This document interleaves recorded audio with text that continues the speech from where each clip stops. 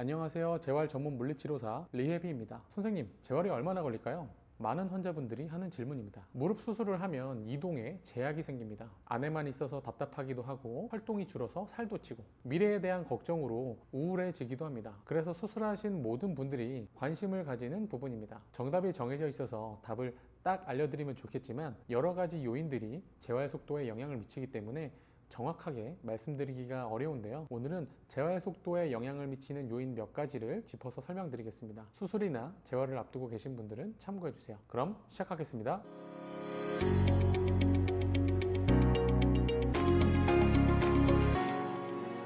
재활 초기 관절 범위 회복에 어려움을 겪는 분들은 그 기간만큼 재활이 길어진다고 보면 됩니다. 최대 신전을 확보하고 90도 정도는 부드럽게 굴곡 범위가 나와야 안정적으로 정상 보행을 할 수 있거든요. 근육이 아무리 좋아도 관절 범위가 안 나오면 정상 보행이 안 되기 때문에 걸어 다니는 모든 활동에서 불균형이 생길 수밖에 없습니다. 이분은 수술 후 4주간 고정을 하신 분인데요. 관절이 너무 굳은 상태에서 재활을 시작하셨습니다. 신전도 굴곡도 정말 힘들게 만들고 계세요. 2개월 동안 죽어라 재활을 열심히 하셨는데 신전은 아직 10% 정도가 부족하고요.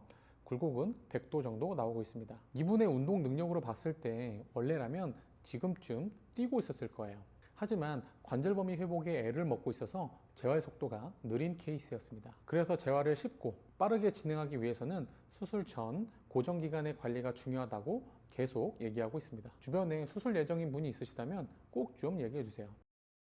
기본적인 운동 능력이 좋은 분들과 아닌 분들의 재활 속도는 당연히 차이가 나겠죠. 운동할 때 하체에 온전하게 힘을 전달하려면 몸통의 안정성이 중요합니다. 그리고 발에서 무릎, 고관절까지 올바르게 정렬을 잡아줘야 하고요.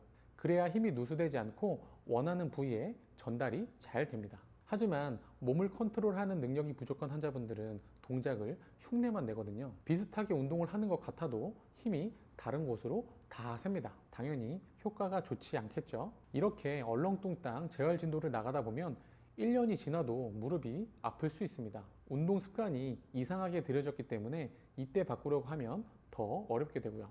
그래서 운동 능력이 부족한 분들은 기초부터 확실하게 잡고 가는 게 중요한데요. 몸통과 골반의 안정을 잡기 위한 연습도 해야 하고요. 발에서부터 힘을 정확하게 전달하는 방법도 익혀야 합니다. 이것을 습득하는데 시간이 걸리기 때문에 재활이 길어집니다. 이분은 수술하기 전에 운동하고는 거리가 멀었던 분입니다. 그리고 원래의 걸음걸이도 좋지 않았었고요. 다행히 관절은 부드러웠지만 다른 분들이 쉽게 하는 동작들을 어려워했습니다. 그래서 기초적인 것들을 하나하나 익히면서 진행했는데요. 다른 분들보다 열심히 노력하셔서 운동 자세와 걷는 게 많이 좋아지셨습니다. 이분은 초기 관절 범위는 좋았지만 운동 능력이 부족해서 재활 속도가 느린 케이스였습니다. 노력, 굉장히 중요한 부분입니다. 열심히 노력하지 않으면서 수술했는데 왜 아직도 아파요? 라고 물어보는 분들이 있습니다. 시간이 해결해주는 통증도 있지만 일부분이니까요. 직접 움직이며 노력해주세요.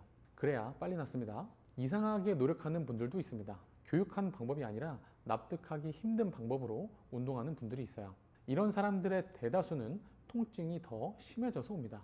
우리한테 자주 노출되는 재활 영상은요, 자극적이고 혹하는 것들이에요. 그리고 한 번에 좋아지는 것처럼 포장되는 경우가 많습니다. 그래서 기초부터 차근차근 쌓고 가는 게 아니라 저걸 하면 빨리 좋아지겠지? 이렇게 기대하면서 지름길로 가려고 합니다. 그렇게 해서 좋아지면 다행인데 컨디션이 떨어지는 경우가 많거든요. 다시 올라오기가 쉽지 않을 수 있습니다. 그렇게 하지 마시고 내 상태에 맞게 노력하시면 좋겠습니다. 쉬면서 온전하게 재활에 집중하는 사람과 일과 병행하는 사람의 재활 속도는 차이가 날 수밖에 없습니다. 우리 몸의 회복력은 무한하지 않습니다. 재활을 하는 것도 무릎에 스트레스를 주기 때문에 회복력의 대부분을 이 부분에 쓰는 게 가장 이상적입니다. 하지만 일과 병행하는 분들은 회복력의 많은 부분을 일하면서 쌓인 스트레스를 회복하는 데 쓰거든요. 이 부분 때문에 마찬가지로 재활 속도가 느린 편입니다. 제가 이런 케이스였습니다. 연골판 절제술 3일 뒤부터 바로 일을 시작했거든요. 수술 전 재활 초기 무릎 컨디션도 아주 좋았고 운동 능력도 좋았고 노력을 열심히 했는데도 불구하고 재활 속도가 빠르지 않았습니다. 일과 병행하느라 회복이 느린 분들은 이 방법이 최고입니다. 다른 분들보다 본 운동 전에 이완 작업을 충분히 해주시고요. 무릎에서 보내는 신호에 귀를 더 잘 기울이면서 재활에 임하시는 겁니다. 무릎이 탈나지 않도록 재활 강도를 조절하면서 진행하시면 회복이 빠르지는 않더라도 안정적으로 좋아질 수 있습니다.